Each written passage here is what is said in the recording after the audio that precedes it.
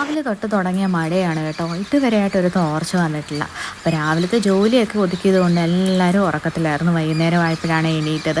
പിന്നെ പ്രത്യേകിച്ച് എണീറ്റിട്ടും വലിയ കാര്യമൊന്നുമില്ലല്ലോ, നമുക്ക് പുറത്തെ ഒരു പണികളും ചെയ്യാൻ പറ്റത്തില്ല. പിന്നെ വൈകിട്ടത്തേക്കുള്ള ചായ അടപ്പത്ത് വെച്ചപ്പോൾ നമ്മൾ വിചാരിച്ചു മുട്ട ബജി ഉണ്ടാക്കാമെന്ന്.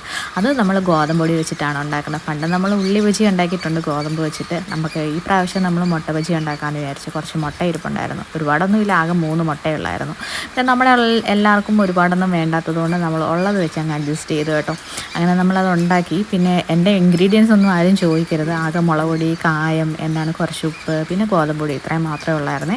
പിന്നെ നമ്മൾ അമ്മൂമ്മ എണീപ്പിച്ച് മുഖമൊക്കെ കഴുകാൻ വിട്ടിട്ടുണ്ട്. ആളിപ്പോൾ വരും. അപ്പോഴത്തേക്ക് നമ്മൾ ടെസ്റ്റ് ചെയ്ത് നോക്കുവാണെങ്കിൽ നമ്മൾ ആദ്യമായിട്ടാണ് മുട്ട ബജി ഉണ്ടാക്കി നോക്കുന്നത് കേട്ടോ. അപ്പോൾ എന്തായാലും മുട്ട ബജിയൊക്കെ കഴിച്ചാൽ നമ്മുടെ ചായ കൂടിയായിരുന്നു വൈകിട്ടത്തെ. ഇനി മഴ ആയതുകൊണ്ട് പുറത്തൊന്നും ഇറങ്ങാൻ പറ്റത്തില്ലല്ലോ, ഇതിൻ്റെ അകത്ത് തന്നെയാണ് ഇനി വാസം. അപ്പോൾ അടുത്ത വീഡിയോ ആയിട്ട് കാണാം.